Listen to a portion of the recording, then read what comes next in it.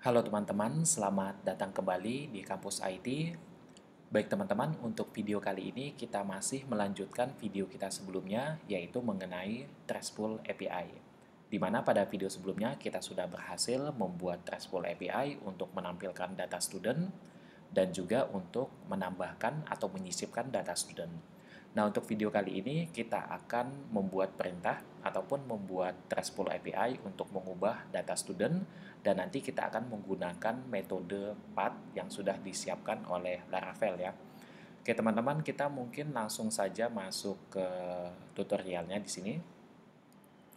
Nah, jadi sebelumnya sudah saya sampaikan di mana kalau kita ingin menampilkan data student dengan menggunakan RESTful API ya, kita nanti bisa menggunakan kita sudah menggunakan metode get maksudnya.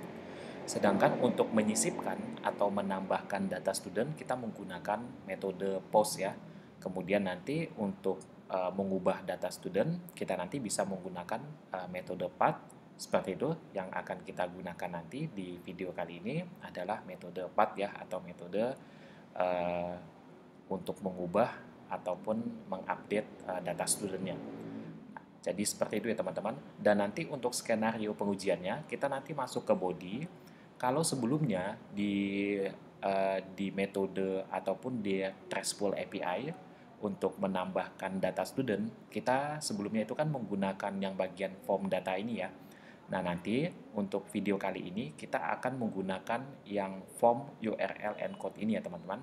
Nah, jadi saya akan sampaikan dulu bedanya apa. Ya, sebenarnya ini sama-sama saja ya. Mungkin perbedaannya nanti kalau dari formatnya, yang form data ini itu untuk yang format file ya. Jadi kalau misalkan teman-teman mau passing ataupun teman-teman mau kirim data yang ada filenya gitu ya.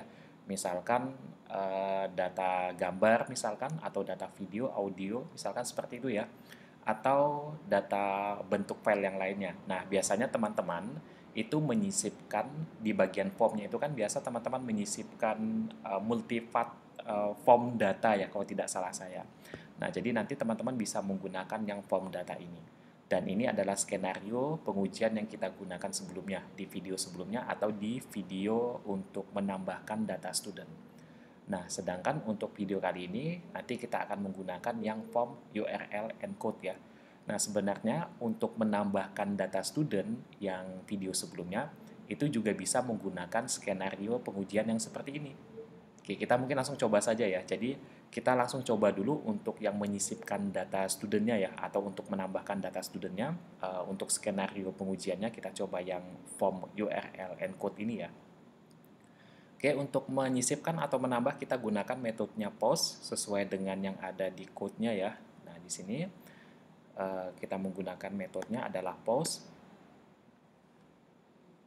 Nah, kemudian untuk HTTP request-nya, HTTP request-nya mungkin saya ambil dari sini ya. Oke, saya ambil dari 12700 sampai 8000 atau mungkin kita ambil dari sini saja ya, teman-teman. Nah, dari yang ini saja. Oke, kita copy, kita paste di sini ya.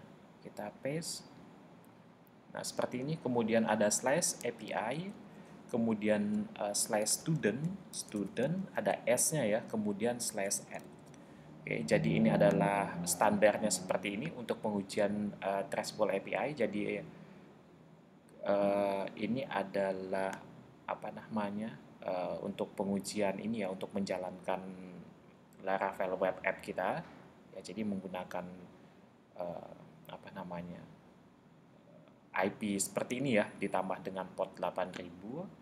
Kemudian karena kita ingin menguji Trustful API, sehingga kita perlu menambahkan slash API-nya.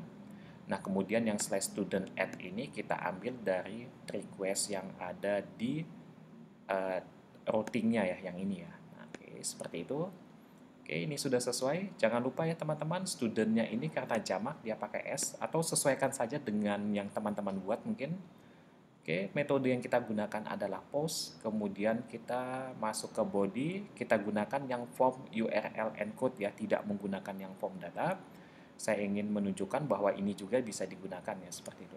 Oke, kemudian untuk atribut yang kita gunakan itu kita sesuaikan saja dengan atribut yang sudah ada di dalam tabel studentnya ya. Jadi ada NIM, nama, gender, jurusan, dan keahlian. Kita masukkan saja di sini. Ada NIM, kemudian ada nama, kemudian ada gender, ada jurusan, dan yang terakhir di sini adalah keahlian. Oke, seperti ini. Untuk NIM-nya saya gunakan seperti ini saja ya. Kemudian namanya misalkan saya gunakan Asep, gendernya adalah laki-laki misalkan, jurusannya adalah sistem informasi, kemudian keahliannya adalah misalkan web engineer misalkan seperti ini. Oke, seperti ini misalkan. Nah, kita coba langsung kirim saja ya di sini. Kita send. Oke ya, di sini sudah ada keterangannya. Di sini kita berhasil menyisipkan data ini dengan menggunakan skenario form URL encode ya teman-teman. Nah, jadi pada dasarnya sebenarnya teman-teman bisa menggunakan form data ataupun menggunakan form URL encode ya untuk menyisipkan data ataupun untuk menambahkan data. Oke, jadi bedanya kalau yang form data itu biasanya menggunakan ini ya, biasanya kita gunakan ketika kita ingin menyisipkan file. Ya, jadi formatnya itu nanti multi-part form data, biasanya ada di form ya. Kemudian ini fungsinya untuk upload data. Untuk upload file ya, bukan untuk upload data. Upload data dalam bentuk file seperti itu. Nah, kemudian yang form URL encode, nah ini sebenarnya untuk upload data biasa saja ya, atau data yang ada pada form web apps kita lah ya, yang tidak termasuk data file, mungkin seperti itu. Oke, jadi kita bisa pilih yang ini dan berhasil ya. Kita coba cek dulu mungkin di database kita di bagian tabel studentnya, ternyata di sini nama Asep sudah masuk dan datanya juga sesuai dengan yang kita tuliskan di bagian ini ya, di bagian apa, form URL encode-nya ini. Nah, seperti itu teman-teman. Jadi nanti untuk video yang part kita akan menggunakan form URL encode ya, karena nanti kalau teman-teman menggunakan form data itu tidak bisa ya. Kalaupun bisa, teman-teman harus menambahkan apa namanya. Jadi teman-teman harus menambahkan apa ya, perintah lagi di sini atau kode atau endpoint ya atau apa nanti di bagian ini. Mungkin nanti kita akan coba juga skenario yang seperti itu.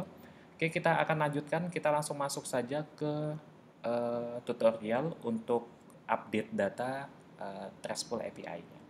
Seperti biasa, kita akan masuk ke bagian routingnya dulu ya di sini.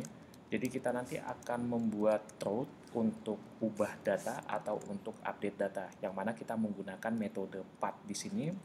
Kemudian untuk request-nya saya menggunakan nama yang sama ya di sini. Jadi ada student, kemudian slash update misalkan ya. Kemudian slash di sini mungkin kita nanti akan mengambil ID-nya seperti itu. Kemudian kita akan ketika ada request seperti ini, kita akan masuk ke API controller-nya dan kita akan mengeksekusi metode yang namanya update student. Seperti ini mungkin metodenya. Oke, jadi kurang lebih seperti ini ya. Ini adalah request-nya, ini adalah metodenya yang akan kita sisipkan di dalam controller yang namanya adalah API controller. Ya, jadi nama metodenya adalah update student. Nah, kita langsung masuk saja ke API controller-nya di sini. Kita akan buat satu buah fungsi ataupun metode dengan nama update student ya di sini. Oke, jadi nanti kita juga di sini akan menggunakan try exception ya atau try catch. Jadi seperti ini saja mungkin.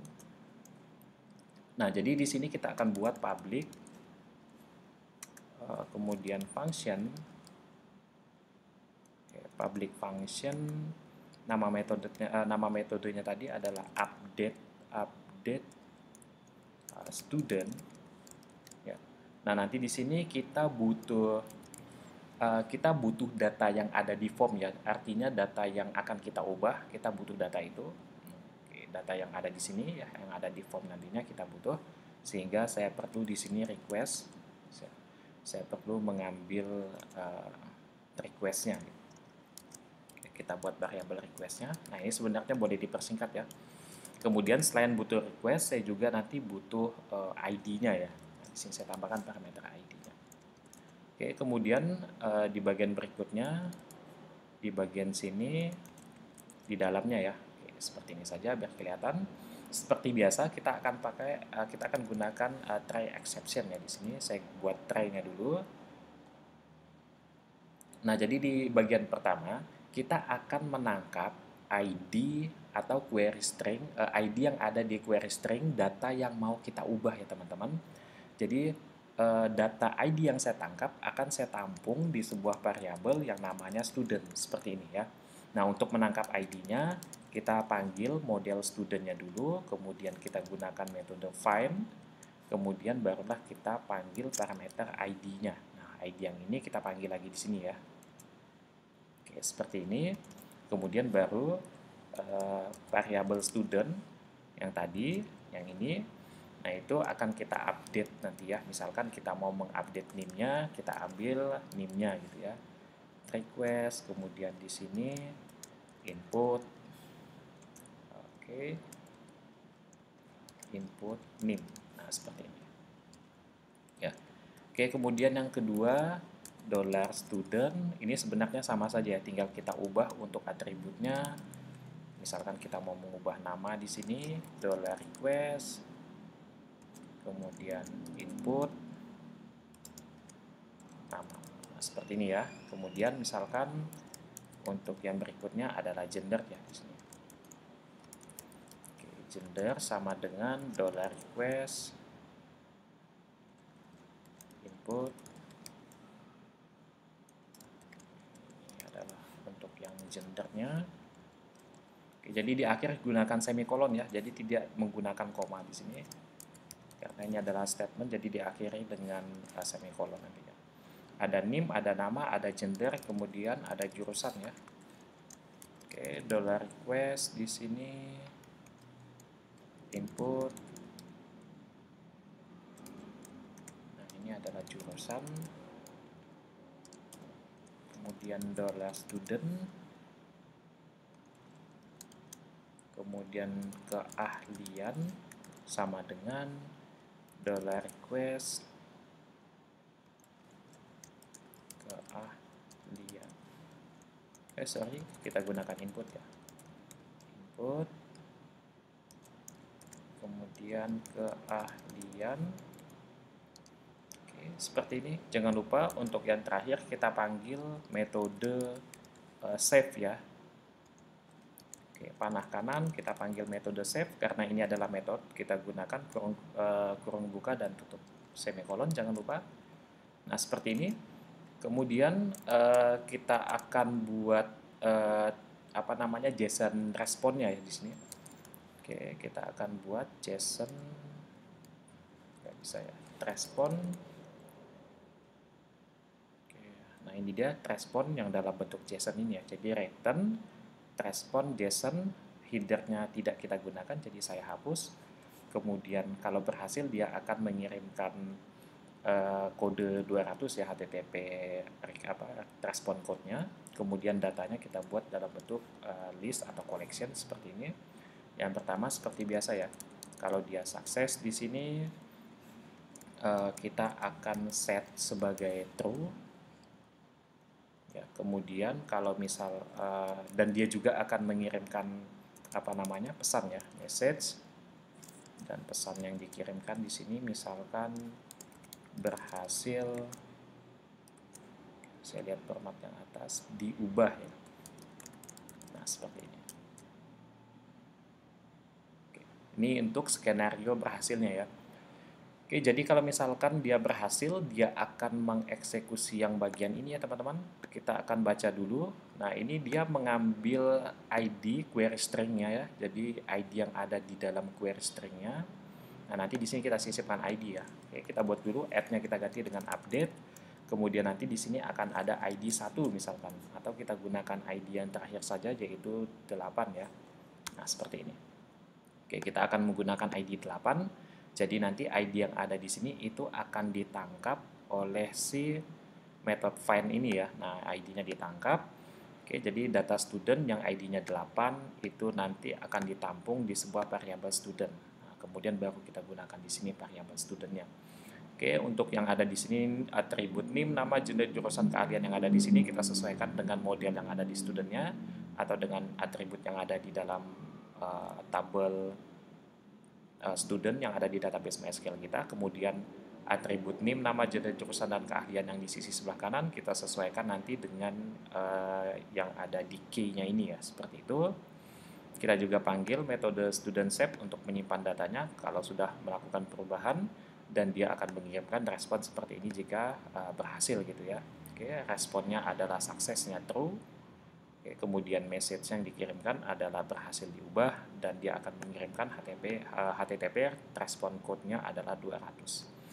Oke, gimana kalau misalkan terjadi kendala atau misalkan terjadi masalah dalam kode ini, maka kita akan buat di sini untuk bagian catch-nya. Oke, jadi catch-nya di sini adalah exception. Oke, $e untuk menampilkan error-nya nanti ya. Ini sudah pernah kita bahas di video-video RESTful API sebelumnya. Nah, jadi kalau misalkan dia gagal di sini, kita langsung mengirimkan respon dalam bentuk JSON, header-nya kita buang ya. Oke, kemudian HTTP respon code-nya saya gunakan 401. Nah, ini sesuaikan saja dengan kebutuhan teman-teman nantinya. Untuk data yang kita kirimkan sama ya, berupa list juga ya, atau collection. Nah, di sini yang pertama yang kita kirimkan, key-nya adalah success, value-nya nanti itu adalah false ya. Oke, kemudian yang berikutnya itu adalah message. Kemudian message yang akan dikirimkan adalah gagal diubah misalkan. Atau saya sesuaikan saja dengan yang di atas. Gagal diubah atau ada kesalahan gitu saja. Jangan lupa menggunakan tanda petik ya, petik 1, gagal diubah, misalkan diubah, kemudian kita kasih titik, kesalahan. Oke, kita misalkan kalau ada kesalahan ya di sini, kita buat titik 2 saja, sesuaikan dengan yang sebelumnya ya. Kemudian titik ini untuk menghubungkan literal string yang ini dengan variabel $e-nya ini ya. Oke, $e. Nah, yang kita ambil itu adalah pesan kesalahannya saja ya. Get message ada tidak ya? Nah, ini dia get message. Karena ini adalah fungsi, maka kita gunakan bukan titik koma tapi kurung buka dan tutup. Oke, seperti ini. Jadi kalau ada kesalahan dia akan menampilkan ini ya teman-teman. Dan yang kita ambil nanti kesalahannya itu hanya pesannya saja ya. Jadi path-nya itu tidak perlu, path location-nya itu tidak perlu ya. Jadi kesalahannya itu apa? Nanti itu yang akan ditampilkan. Supaya lebih ringkas saja. Oke, kodenya seperti ini ya teman-teman. Oke, saya akan scroll ke bawah pelan-pelan mungkin supaya bisa diikuti sama teman-teman. Oke, jadi sampai sini. Nah, ini kodenya ya. Jadi dari sini sampai dengan bagian ini. Oke, ini bukanya, ini tutup. Oke, seperti itu. Kita langsung melakukan uji coba saja di sini. Nah, ini dia. Jadi kita untuk request-nya kita gunakan yang students /update. Jangan lupa API-nya ditambahkan ya. Kemudian students /update, kemudian ID-nya berapa kita sesuaikan dengan request-nya di sini. /students /update ID. Nah, ID-nya kalau mau ditaruh di tengah bisa juga update-nya di belakang. Bebas, sesuaikan dengan kebutuhan teman-teman. Mungkin silahkan kalau mau mencoba-coba ya. Oke, student /update ID-nya adalah 8. Artinya data yang mau saya ubah adalah data yang ID-nya adalah 8. Seperti itu. Kita akan gunakan yang ini dulu ya. Kita akan gunakan yang form URL encode ya. Untuk skenario pertama kita gunakan yang ini dulu. Jadi misalkan yang mau saya ubah di sini, misalkan sistem informasi ya. Jadi misalkan jurusannya ini ternyata bukan sistem informasi, tapi jurusannya ternyata adalah informatika ya. Misalkan ada kesalahan di bagian jurusan. Ya, untuk yang ID-nya adalah 8 atas nama Asep mungkin kita coba cek. Nah, ini ID 8 atas nama Asep. Ya, harusnya di sini dia sistem informasi. Di sini kita ubah menjadi informatika. Kita coba gunakan, jangan lupa ya metodenya, itu jangan lupa diganti menjadi metode path ya. Oke, kalau sudah selesai kita coba save. Nah, ini udah berhasil ya, jadi suksesnya true, message-nya berhasil diubah. Jadi datanya harusnya sudah diubahnya. Kita coba reload. Oke, datanya sudah berhasil diubah informatika ya. Coba asepnya kita ubah mungkin. Jadi asepnya JJJ mungkin saya ubah ya. Yang sebelumnya hanya asep saja, kita ubah menjadi asep triple J misalkan. Saya send lagi. Oke, ini berhasil diubah. Di sini keterangannya harusnya di sini juga udah berhasil diubah ya, jadi asep JJJ. Nah, udah berhasil ya teman-teman. Jadi ini udah bisa digunakan. Nah, ini untuk skenario berhasil untuk form URL encode. Nah, gimana kalau misalkan kita akan menguji coba skenario gagal ya? Nah, ini akan saya hapus saja bagian keahliannya, tidak kita kirimkan ya. Kalau saya uncheck ini artinya bagian keahlian ini value-nya tidak saya kirimkan. Kita coba send. Nah, ini dia gagal ya. Jadi kalau misalkan ada data yang nol skenario di dalam skenario kita, maka dia akan gagal. Ya, seperti itu. Oke, jadi ini udah bisa ya. Jadi kita beralih lagi teman-teman. Ini akan saya hapus saja ya. Kita hapus saja mungkin. Untuk meyakinkan saja sebenarnya. Kalau misalkan saya hide mungkin tidak meyakinkan, jadi saya hapus. Kita masuk ke form data ya teman-teman. Kita akan lakukan uji coba di bagian form datanya. Oke, tadi di sini untuk key-nya ada NIM, kemudian ada nama, kemudian ada apa lagi? Gender, kemudian ada jurusan, dan yang terakhir adalah keahlian. Nah, seperti ini. Data yang kita ubah 888, yang mana NIM-nya itu adalah, kita buat sama saja ya, mungkin beberapa atribut nanti kita buat beda. Tapi NIM-nya ini idealnya tidak boleh diubah. Namanya adalah Asep Triple J, gendernya adalah laki-laki misalkan, jurusannya adalah informatika, kemudian keahliannya adalah web engineer ya misalkan. Nah, seperti ini. Nah, sekarang kita menggunakan yang form data ya, yang mana ini tadi sudah saya sampaikan, yang mana ini kalau misalkan kita ingin menggunakan ini, idealnya nanti ada data, apa namanya, data yang bentuknya file yang dikirim ya. Tapi kalau tidak ada data file yang dikirimkan, nah kita bisa menggunakan yang ini saja, seperti itu. Nah, jadi kalau skenario kita ini kan berdasarkan data yang kita yang sudah ada gitu ya, ini kan tidak ada data file. Nah, harusnya pakai ini saja sudah cukup. Tapi gimana kalau misalkan dalam case-nya teman-teman itu ada data yang bentuknya file. Nah, kita mungkin bisa menguji cobanya dengan yang skenario yang form data ini ya. Oke, kita coba ubah dulu yang asep triple J. Triple J-nya saya hapus ya, saya akan send. Oke, ini udah pasti false ya, gagal diubah. Di sini dia menyampaikan bahwa NIM-nya itu 0, namanya 0, gendernya 0, jurusannya 0, keahliannya juga 0. Artinya, value yang ada di dalam form itu ternyata tidak dapat dideteksi oleh sistem ya. Nah, salah satu cara yang bisa kita gunakan untuk agar skenario ini bisa berhasil, teman-teman bisa menambahkan apa ya nama di sini, endpoint lah kita sebut ya, atau apapun itu. Kita boleh menambahkan metode ya sebenarnya di sini. Jadi sebenarnya kalau teman-teman perhatikan di bagian tutorial kita sebelumnya, mungkin saya perlu buka ya. Di bagian tutorial kita sebelumnya, di bagian update ya, kita coba cek. Saya akan cek di bagian update. Nah, ini ya bagian update ya. Di bagian update data, itu kita menggunakan, sebentar, kita mungkin perlu ke bagian web.php-nya. Routingnya untuk update data ya. Untuk update data di web app kita pakai 4 ya. Nah, ini kita pakai 4 teman-teman untuk update datanya.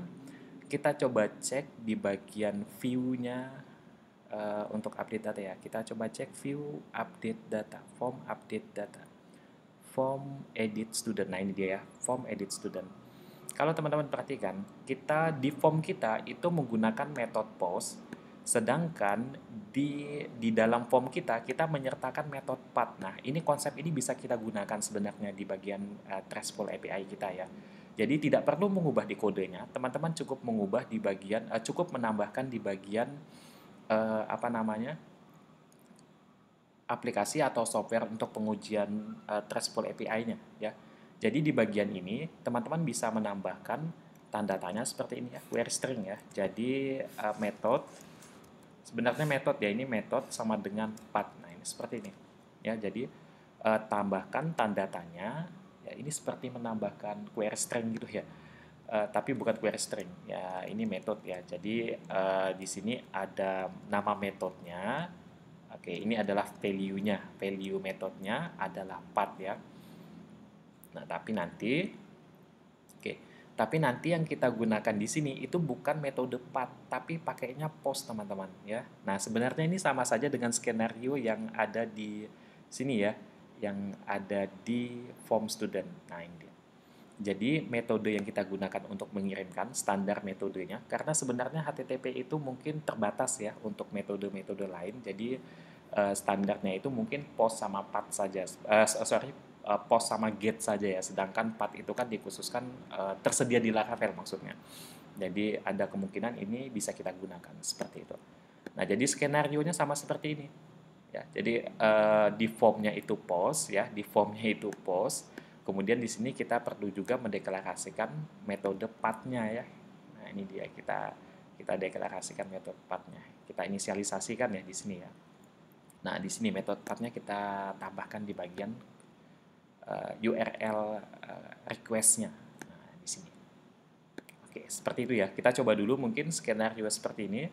Oke, kita akan cek dulu di database. Yang kita ubah adalah nama asepnya, JJJ-nya akan kita buang ya di sini ya.